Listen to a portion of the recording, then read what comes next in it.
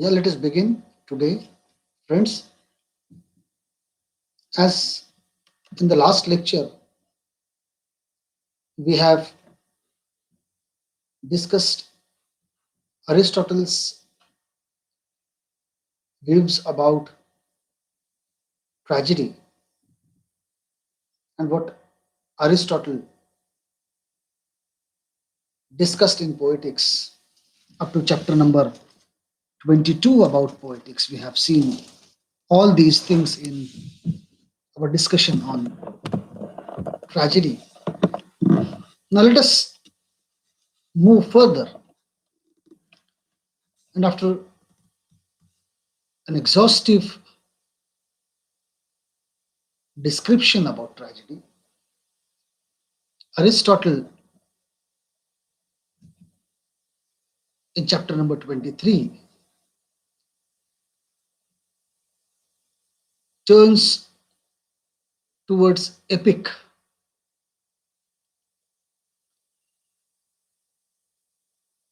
And when Aristotle turned towards epic,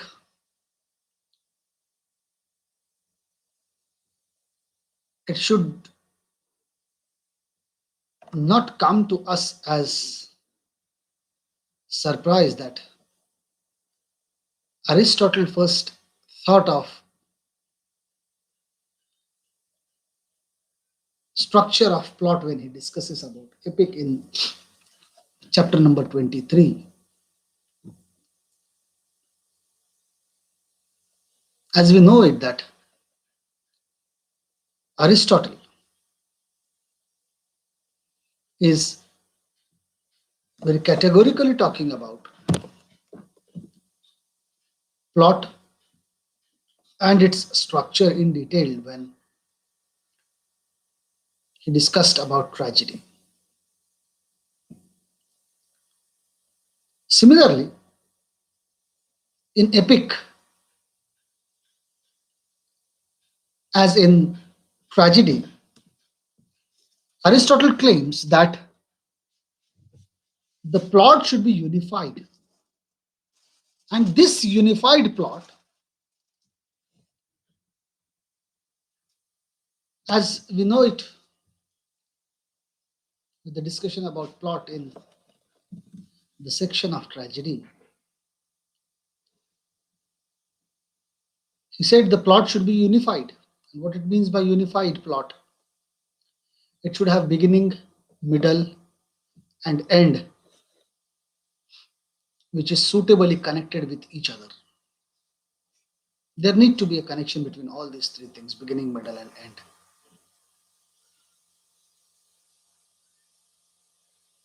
The contrast, again, as we have already talked about the things in earlier discussions, the contrast between epic and historiography is also known to us from chapter number 8 and even in chapter number 9 also.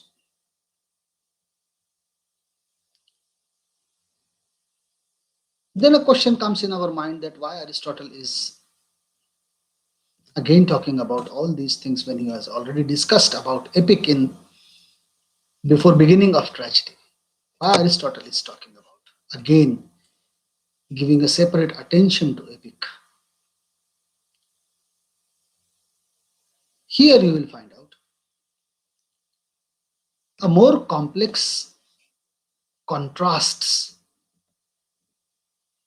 is constructed here in this chapter.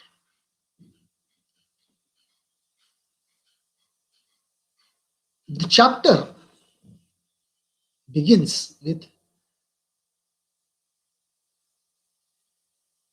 certain interesting things.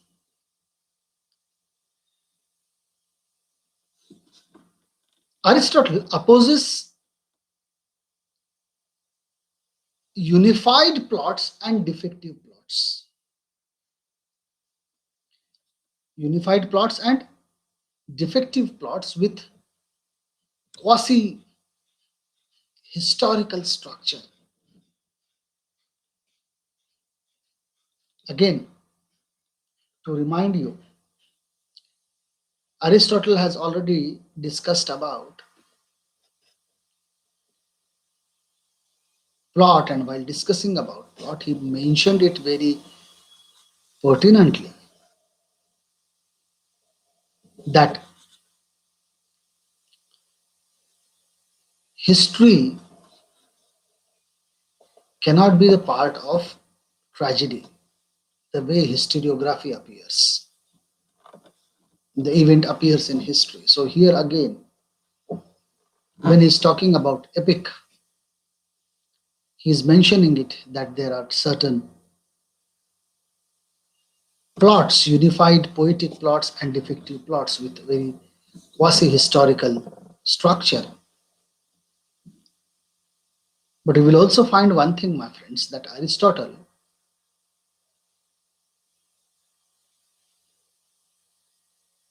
have paid a great tribute to Homer, and to Homer to say that his plots are not defective. There are defective plots, poetic, unified poetic plots and defective plots with quasi-historical structure, what Aristotle alleged and argued. But he praised very much Homer by saying that Homer's plots are not defective. Homer, according to Aristotle, has handled plot structure in best possible way, and that is the quality of Homer that makes him very outstanding epic writer. Why Homer is so much praised by Aristotle? Why not other epic writers having their name mentioned by Aristotle in Poetics? Only Homer's name and the three tragedians. Aristotle only mentioned these four names repeatedly to analyze, to explain, to point out his ideas, his arguments, his sayings, by taking examples of all these three, four writers, different writers. Now, how Homer has handled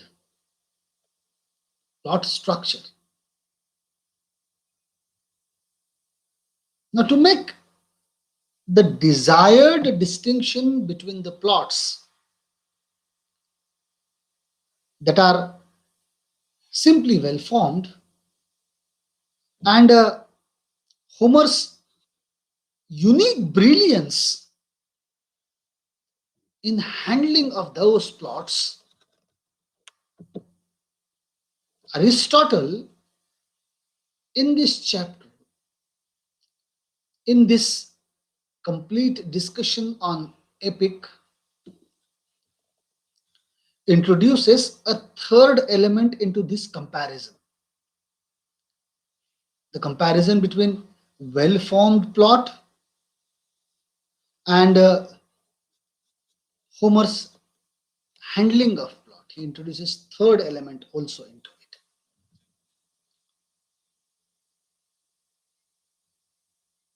And therefore, first we have to understand what is defective plot, which Aristotle mentioned it, that there are unified poetic plots and defective plots with quasi-historical structures. Now, there are epics which have defective plots.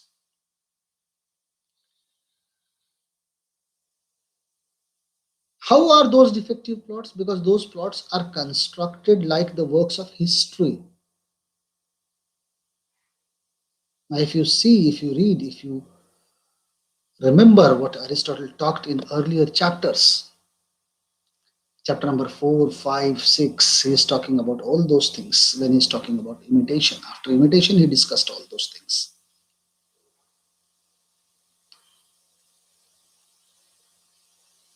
How was history, or how is history? History unfolds the events as it occurs. History explains the things as it has taken place. Or biography, which narrates one's life in the sequential format that it has taken place. And most of the epics, they have constructed it like the works of history or biography, dealing with a single period of time, taking into consideration a single period of time, or you can say a single person's casual connectedness of the events which he narrates. Single person's narration. The most epics are like this. A person is narrating the whole thing, and when the person is narrating the whole thing, this person is narrating the things from his perception.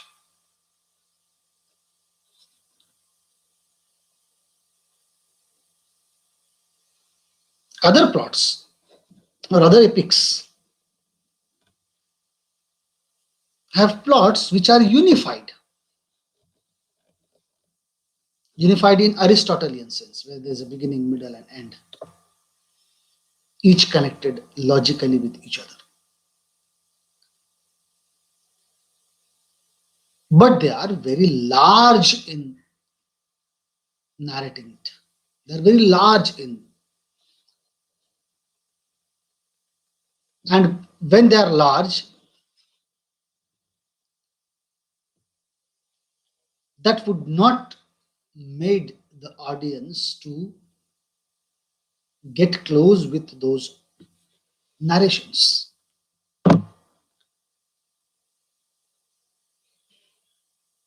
Aristotle have chosen an example of an epic which discusses about the very famous Trojan War that took place in Greek society.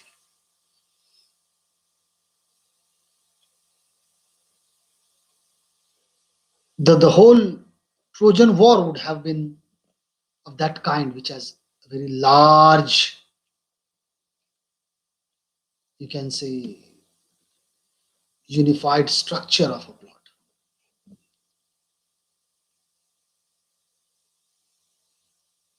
But although it is unified structure,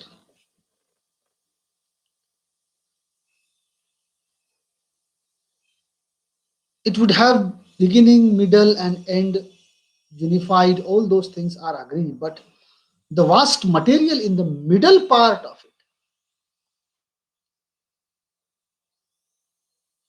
the vast material, there is a good beginning, there is a good end, but the middle part of this particular plot, where the vast action, vast things, vast narration had taken place, and this vast mass of material in the middle of this Trojan War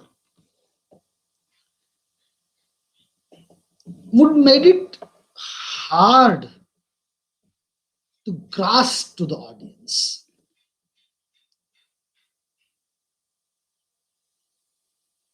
In chapter number 7, Aristotle stated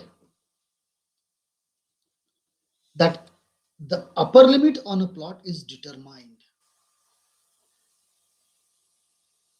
What is the upper limit?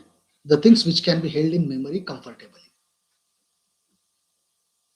The things which can be held in memory comfortably is the upper limit of any plot, any material that has been narrated in any story of epic, any plot of epic. So this kind of plot, embodying a single action of many parts, though principally it is well formed, it is well crafted, well designed, but it would be pushing the upper limit where the audience finds difficult to grasp it in their memories. And that's why most of the things, why they are defective plots? Because defective plots are talking about the things narrated in the way narrated like history or biography. That's why it's a defective plot. Unified poetic plot is also good. And Aristotle gave an example of Trojan War where he mentioned that in Trojan War, structurally, principally, it is correct. There is a beginning and end which is perfect, but in middle there is a vast material, and this vast material made the audience difficult to grasp the things into their memories. And that's why this is an upper limit of any plot that he mentioned in chapter number 7, that every writer needs to understand the upper limit of their audiences.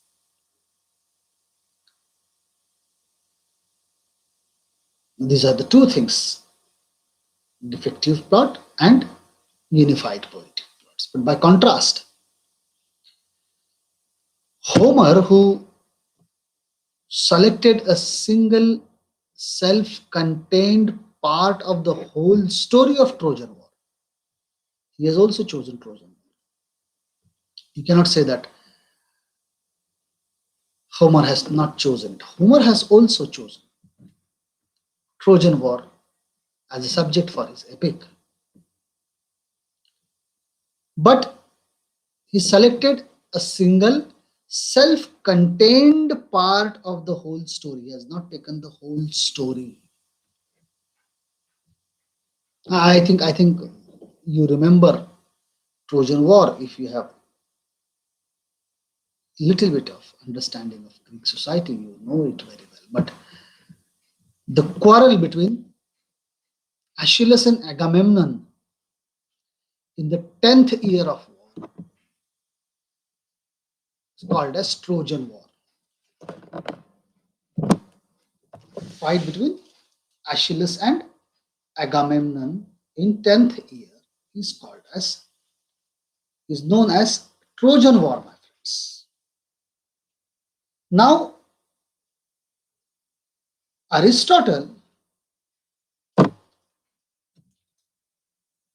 does not make a point here directly.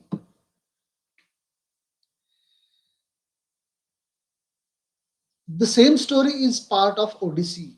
The same thing also with Odyssey also.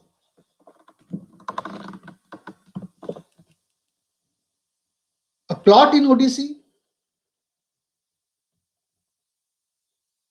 embracing everything that happened to Odyssey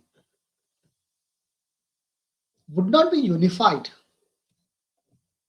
Whatever happened with Odysseus in that epic Odyssey cannot be unified, as we have discussed about Odyssey's journey in chapter number 8 in a very, you can say, in a very limited way we have discussed all those things.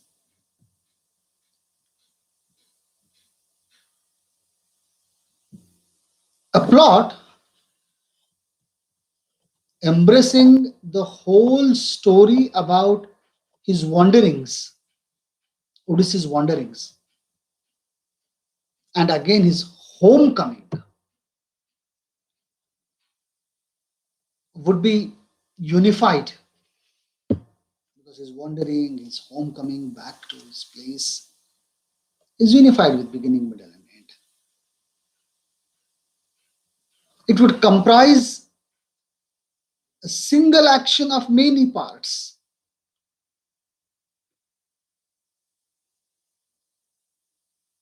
The plot of Odyssey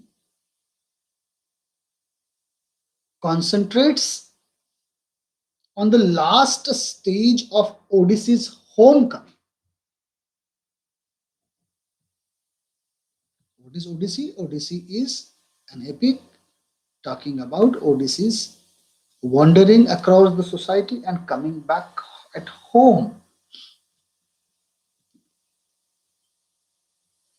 Right? This is in a unified way. You can say, sir, this is also a very large one because a man who wanders for years together to the various places, how it can be a short one? It cannot be a short one. He is moving across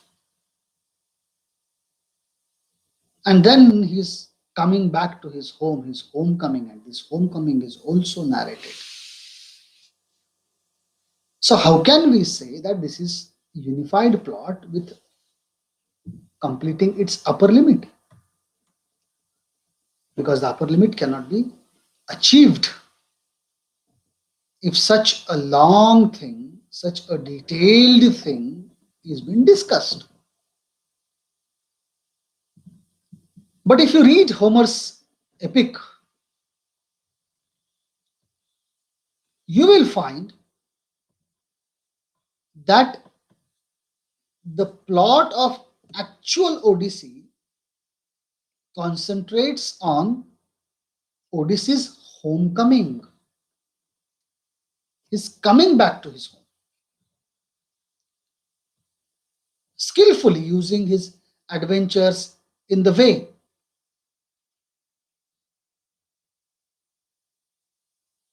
that adventures Aristotle says the catalogue of ships is used in Iliad also.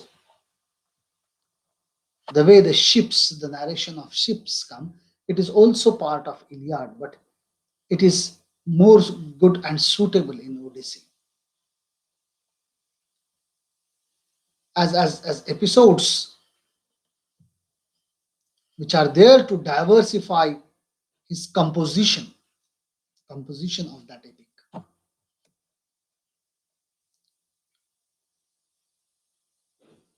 That's why you will find out, my friends, in chapter number 23, Aristotle is talking about what exactly it means by unified plot, what it means by defective plot, and if it is a unified plot, what would be its upper limit, how this upper limit is to be defined.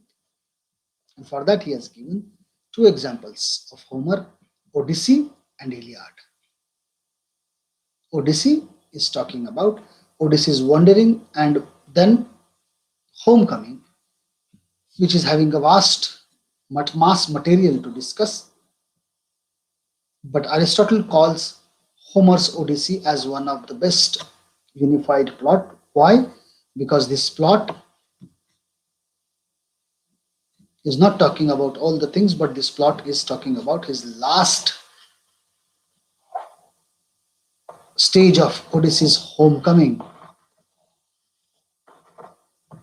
And he used catalogue of ships, which he has used in Iliad also. But Aristotle says that Homer's Odyssey carries is having episodes which are to diversify his composition. Now, the beginning of chapter 24, Aristotle proposes four overlapping type of epic plot. In chapter number 24, Aristotle points out, Aristotle proposes four overlapping types of epic plot. Now, this classification is applied to the two Homeric epics, because as I said to you earlier, that Aristotle has discussed certain creative writers in his analysis in Poetics, those whom Aristotle either watched, studied, or read. And for him, these examples are supposed to be the best examples of the Greek literary world.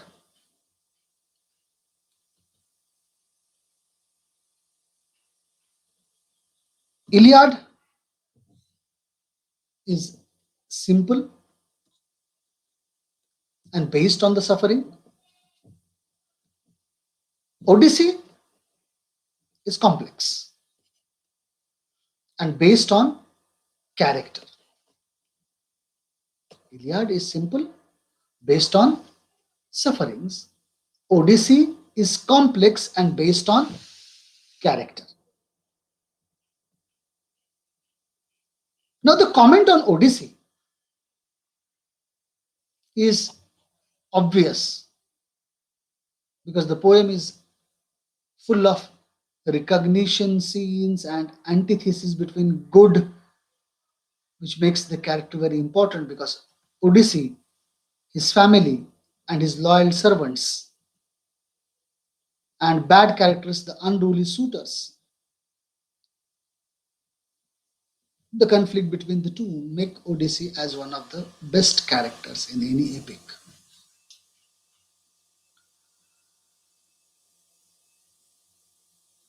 If you remember, in chapter number 13 also, the Odyssey was cited as an example of double plot, which ends in good fortune for the good characters. So its happy ending contrast with the suffering which prevents, which pervades the plot of Iliad. Look at these things.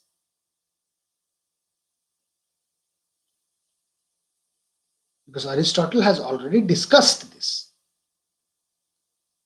in chapter number 13. Odyssey is having a double plot where good fortunes are for good characters and happy ending. But if you compare it with Iliad, Iliad is full of sufferings. And because it is full of sufferings, this gives the poem its powerfully tragic character.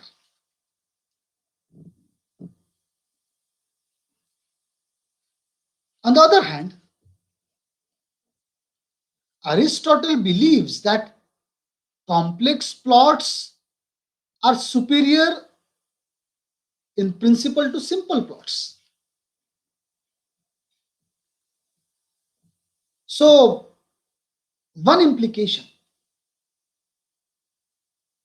one implication of attempt to classify the poems here must be that the Odyssey is, at least in this one respect, you can say, is a superior, is having a superior plot structure than Iliad. It's having a superior plot structure than Iliad. And by implication,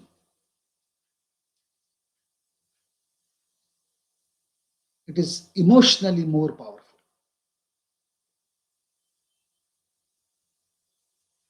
Now, any reader may dissent, may have some dissents from this conclusion,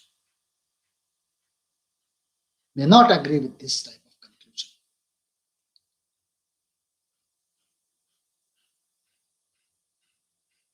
because you may find certain fault lines in Aristotle's theory or Aristotle's narration, or you can say his descriptions of poems.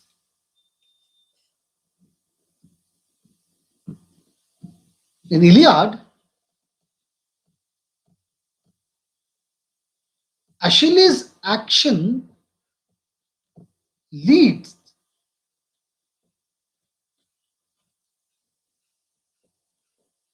contrary to his expectation. The thing which he least he wanted, the things are not going as per his ideas in Iliad.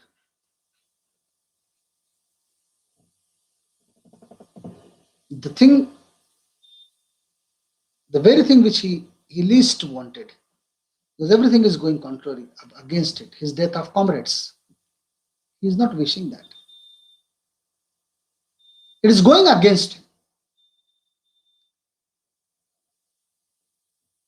There is a strong case that Iliad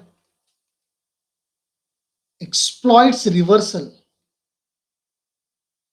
and that its plot is complex. This is how a reader can say it. A reader having can have a dissent over Aristotle's argument when he said Iliad is simple and Odyssey is complex. So there is a strong case that Iliad exploits reversal and can be said as complex plot, can be reached to the idea of complex plot.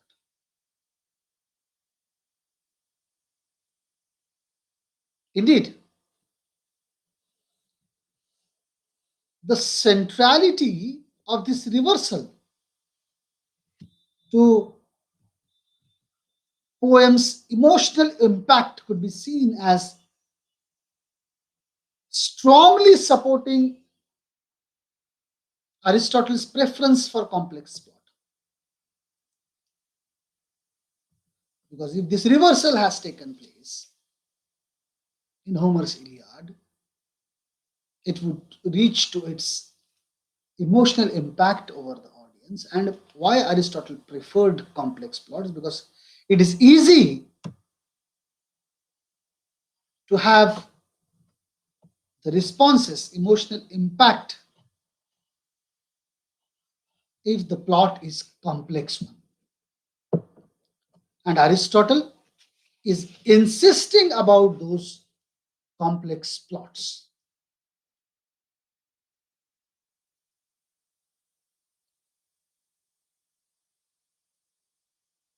This is what Aristotle discusses in chapter number 24. But the last part of chapter number 24 is once again Aristotle is returning to the theme of Homer's merit in the last part of 24th chapter.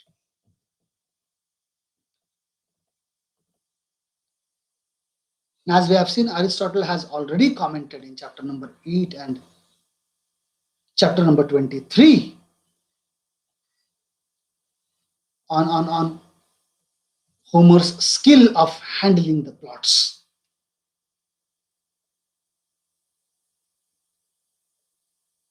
Even chapter number 4 also noted Homer's unique versatility.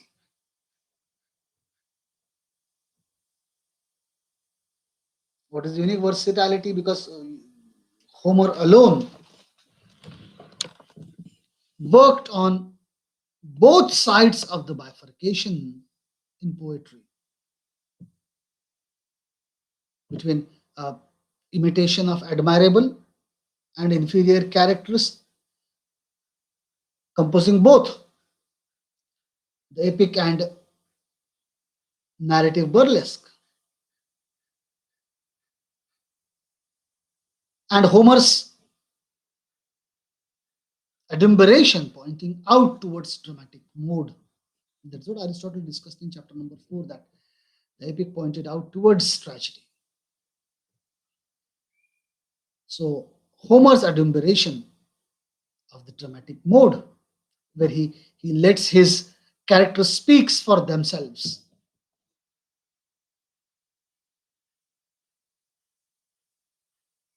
Now this latter point, where the character speaks to themselves, where characters are talking to themselves,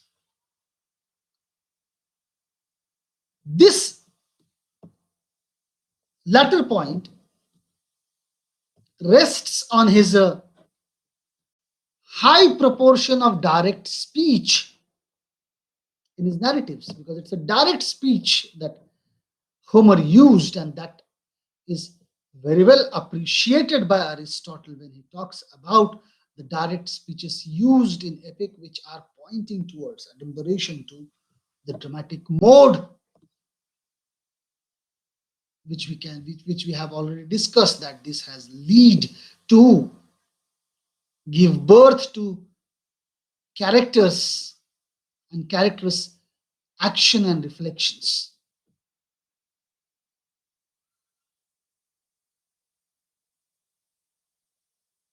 Aristotle singles out this Homer's unique excellence in the last part of chapter number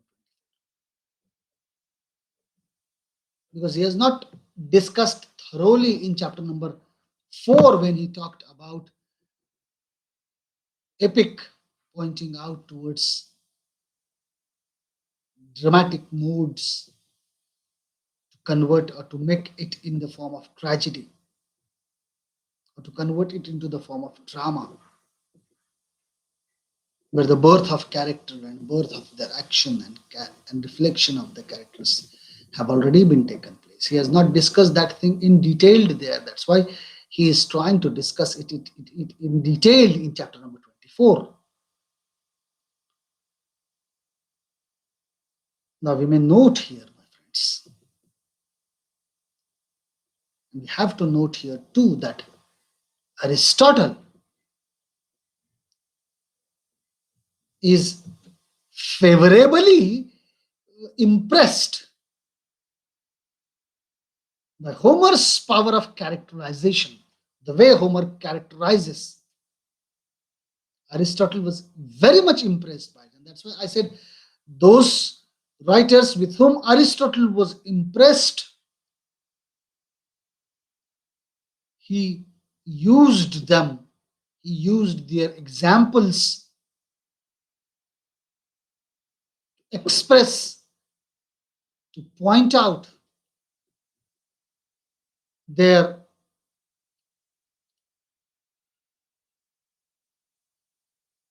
the arguments that he wants to put forth.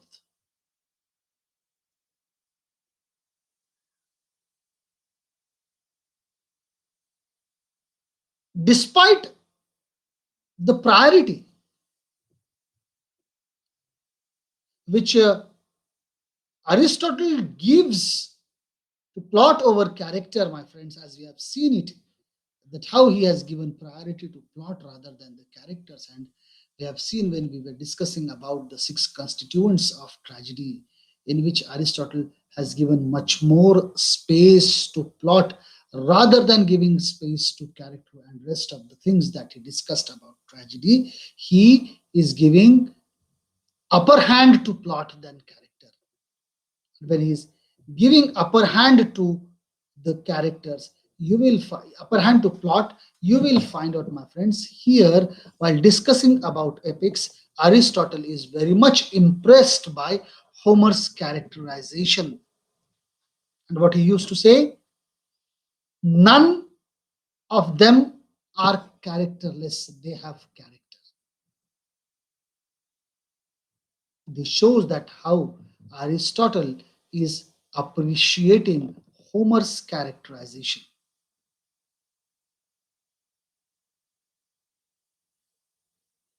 Despite the priority which Aristotle gives to plot over character, he recognizes the contribution which character makes to the quality of a poem.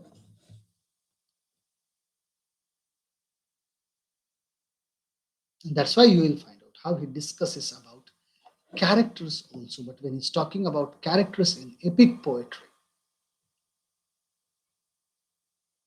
he realizes, he knows it. And that's why, my friend, after discussing of six constituents of tragedy, after discussing over plot, after discussing over characters and rest of the things, Aristotle now realizes that in epic,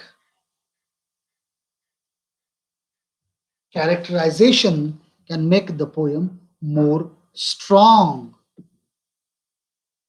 Characterization can make the poem to have a sort of admirable effect.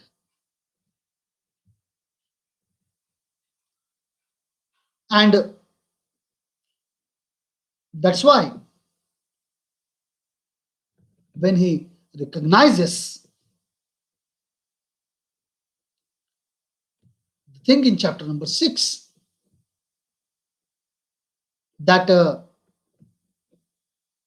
possibility of plot divorced from the imitation of character, because in chapter number 6 he also talked about that the imitation, what sort of imitation should take place, imitation of which type of character should take place. That's why when he talked about those imitation of characters in chapter number 6, when he's talking about the general description of character, and then the whole detailed analysis of those characters we have covered in when he talked about character in detail in chapter number 17, 18, and from 14, 15, he discusses about characters. Now, this statement that Aristotle made, that none of them are characterless, they have character, and he appreciates characterization in epic poetry. This statement about Homer confirms that Aristotle would not rate such a composition as highly as one with character. He will not rate the composition because of character. No, character is one of the part of it. Because he appreciated Homer's character doesn't mean that he's not he so simply appreciate Homer because characterization are good. That means there's no space for any plot. Yes, there is a plot, and plot is having its own importance. Where plot is not, character is not made superior over plot. Plot is superior.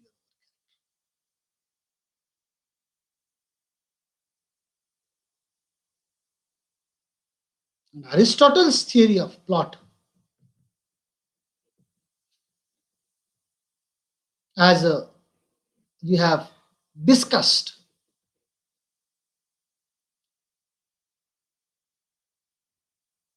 that here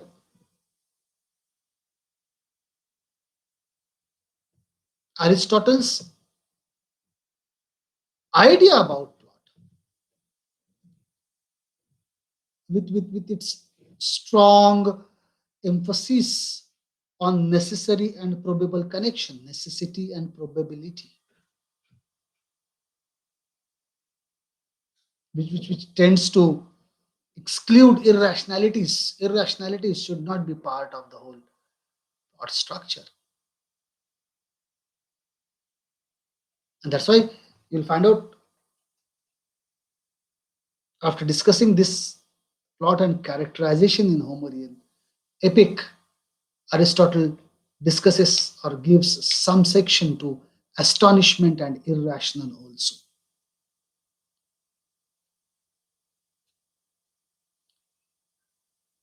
If we apply Aristotle's criteria of good plot structure very strictly,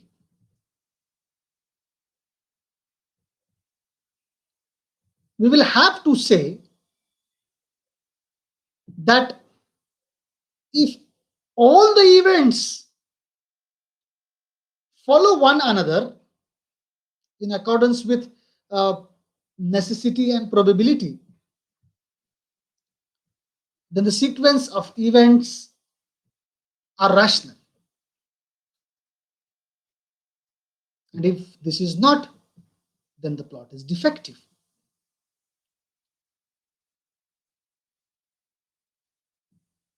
Even Aristotle's approval of astonishment, as in complex plots with addition of reversal,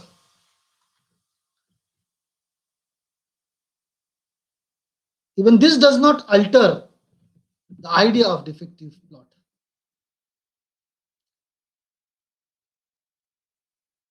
As he says in chapter number 9, by the end of chapter number 9, that the proper emotional effect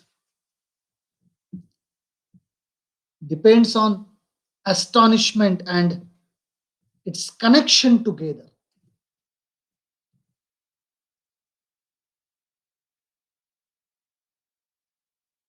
But a question comes here: how strictly should Aristotle's criteria be applied in practice? How strictly are we going to apply these things in practice?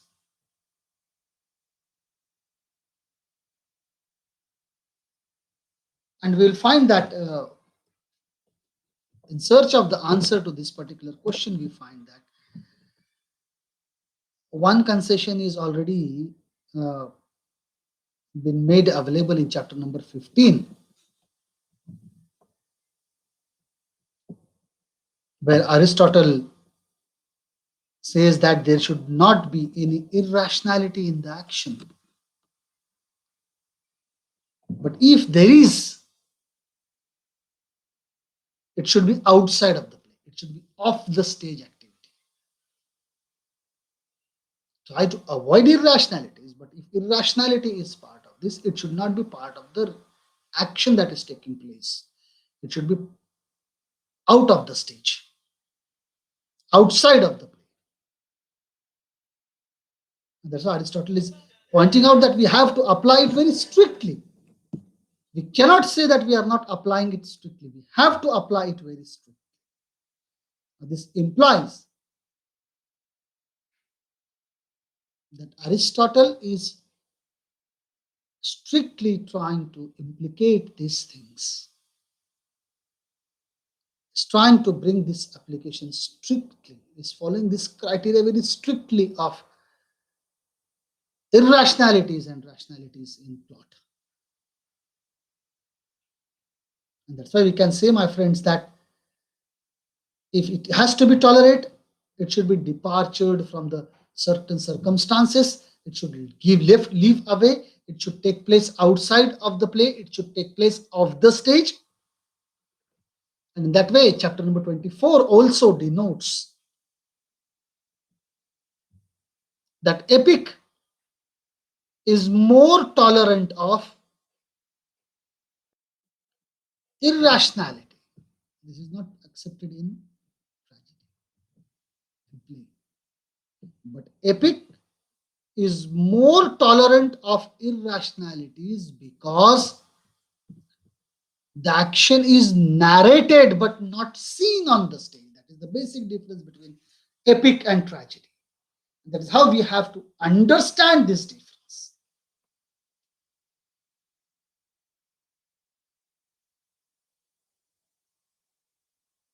Aristotle mentioned it very categorically that tragedy needs to be seen. The action in the tragedy needs to be seen on the stage. And that's why there is no space for irrationalities to be shown on the stage. That's why those irrationalities should take place off the stage. But epic, it's way. It is not performed on the stage. The action is not performed on the stage. There is a narration continuously going on in the epic.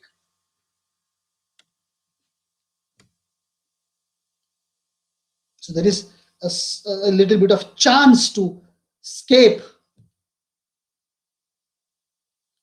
That if irrationalities takes place, then okay, it is accepted because it is not performed, it is narrated. In narration there may be a possibility of irrationalities that are coming, that are part of the plot.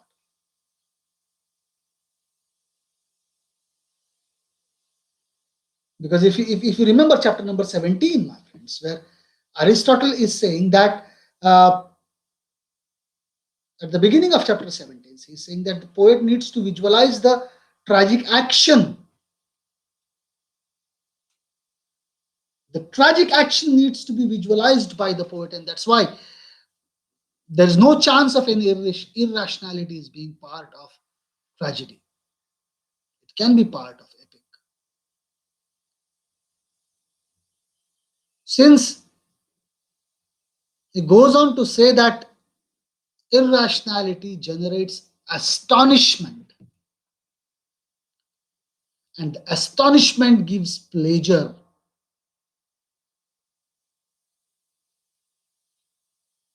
The implication is that it is legitimate for epic only.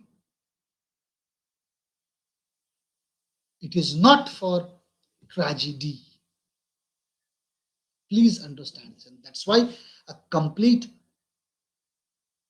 different space and whole chapter, whole discussion about epic has taken place. Otherwise, there's no specific need to discuss epic because he has discussed all the things in tragedy, because tragedy is carrying the almost similar pattern that epic is carrying. But the major difference between epic and tragedy, you can say, in plot structure, where in plot structure irrationalities are not part of tragedy. If it has to take place, it has to take place off the stage. But epic can carry, epic can have this kind of irrationalities. And irrationalities, why? Because these irrationalities will give a sort of space to astonishment, and astonishment can give pleasure, and that's why the legitimacy of irrationalities in epic is having great tolerance. You have to tolerate irrationalities in epic. That is what Aristotle is talking about. Again, he is talking about some concessions that has to be given to epic. And what are those concessions that he discussed about? The concessions, the things which he discussed in tragedy, and tragedy's plot structure, tragedy's characterization. And that's why, my friends, try to remember all those things when you are talking about epic, because most of the time you have to compare the things together. So in the next lecture, we are going to talk about the rest of the two concessions that Aristotle is talking about the epic.